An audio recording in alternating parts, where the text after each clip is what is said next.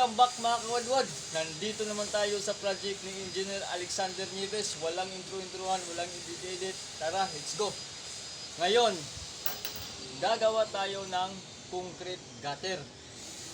Paano gagawa ng concrete gutter? Shout out pala sa mga gumagawa ng mga concrete gutter. Bakit may concrete gutter tayo dito? Actually, gumawa tayo ng concrete gutter dito kasi yung bahay na ito ay box type po. Ibig sabihin ng box type, yung bubong dito ay nasa loob.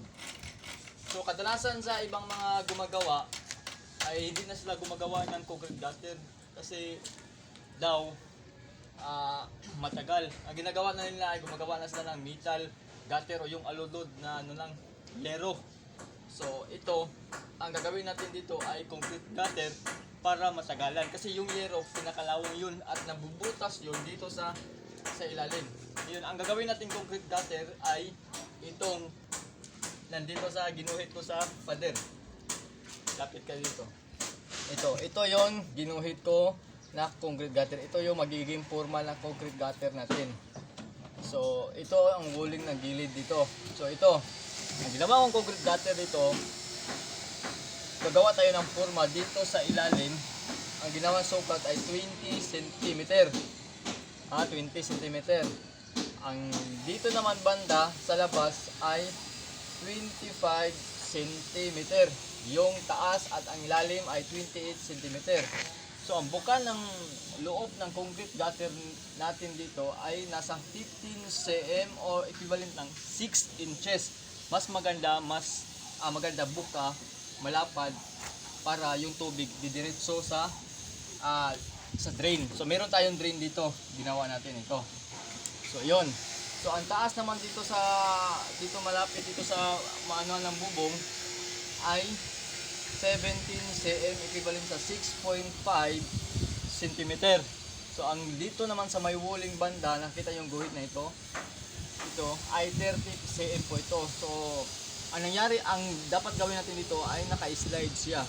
Dito sa may walling naka-slide at saka dito din naka-slide para yung tubig ay didiretso lang. So ngayon, meron na kaming nagawang concrete gutter ngayon dito na hindi pa nabubuhusan. Bubuhusan namin to bukas. So ito ang binabakalan namin. So ito yung bakal na ginagawa namin. Una, nagbubutas kami dito dalawa. So nagsukat muna kami ng yung ilalim ng forma. So ito ang kita nyo. So nagbutas kami dalawang baka lang yan, tapos ito ipapakita natin. Ito na nangyari. Ito na natapos namin ito.